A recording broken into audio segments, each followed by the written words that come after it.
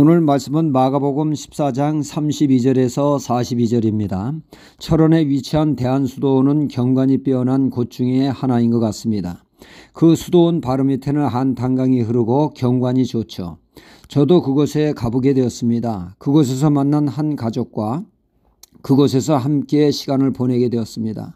이분이 그 차에 고무보트를 가지고 와 한탄강 건너에서 식사를 하게 되었죠.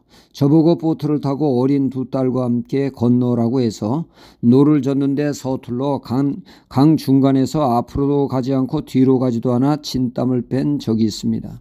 밤에는 기도하고자 강가에 나왔더니 밤에 후레쉬를 비추어 고기 잡는 사람들을 따라다니며 넋놓고 바라보다가 기도다운 기도를 하지 못한 적이 있습니다. 이에 비해 어느 분의 그 간증을 들어보니 대한수도원에서 하나님의 은혜를 덧입고자 40일 금식을 했다고 합니다.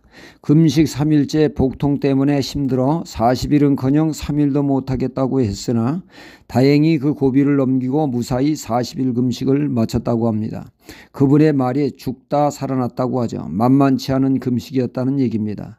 누구는 대한수도원에서 생명 걸고 기도하는데 저는 뱃놀이나 하고 고기 잡는 거 구경이나 하며 기도다운 기도를 하지 못한 것을 회개하게 되었습니다.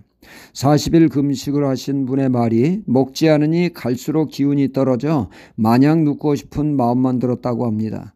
내가 기도도 못하고 기운이 없어 들어눕기 위해서 금식을 한다면 뭐하러 굳이 금식 기도하나.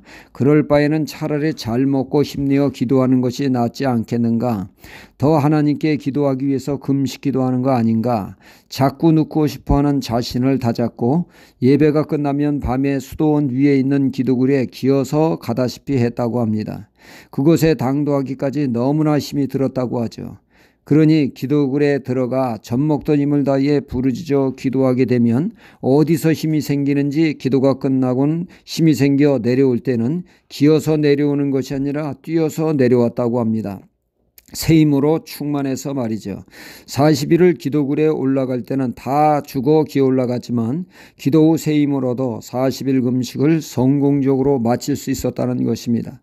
만약 힘들다고 마냥 두어놓고만 있었다면 기도다운 기도를 못하고 40일째 과연 금식 기도를 했을까 하는 의문이 든다고 합니다. 실패했을 거라는 것이죠. 힘들지만 기도를 계속했을 때 승리할 수 있었다는 것입니다. 오늘 말씀은 예수님이 베드로와 야고보 요한을 세 제자를 데리고 겟세마네 동산에 가셨습니다. 그곳에 간 것은 다름 아닌 기도하러 가신 것이죠.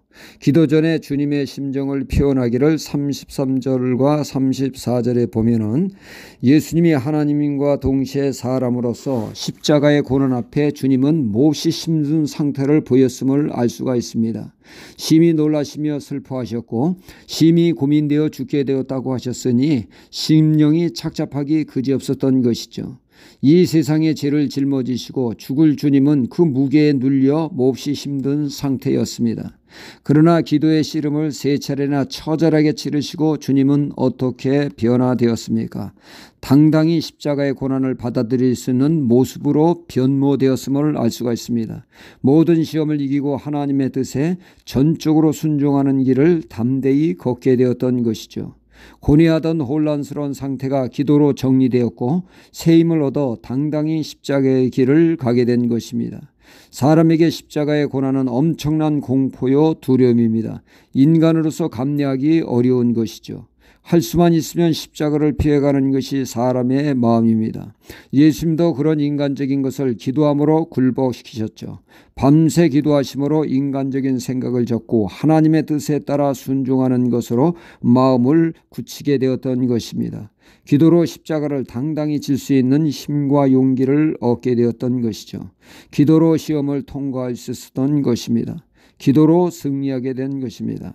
이에 비해 베드로, 야고보, 요한은 육신의 피곤을 이기지 못하고 깊은 잠에 빠지게 되집니다. 그런 그들에게 주님은 37절로 38절에 돌아오사 제자들의 자는 것을 보시고 베드로에게 말씀하시되 시몬아 자느냐 내가 한시 동안도 깨어 있을 수 없더냐 시험에 들지 않게 깨어 있어 기도하라. 마음에는 원이로되 육신이 약하도다 말씀하셨습니다. 주님은 기도해야 할 때 기도하지 않으면 시험에 든다고 하시며 기도할 것을 독려하셨습니다. 주님도 그들이 제대로 기도 못하게 하는 어려운 피곤함이 있음을 아셨습니다. 마음은 기도하기를 원하나 몸이 따라주지 않음을 아셨죠. 그러나 진정한 기도는 이러한 기도의 장애물을 극복할 때 기도다운 기도를 하게 되어 시험을 이길 수 있다는 말씀입니다. 우리에게도 기도를 멈추게 하는 장애물이 있습니다. 이 장애물을 극복할 때 깨어 기도하게 되고 시험을 이기는 승리의 신앙생활을 하게 되어집니다. 우리 모두 제각각 있는 기도의 장애물을 극복하는 기도의 용사가 되어야겠습니다. 할렐루야.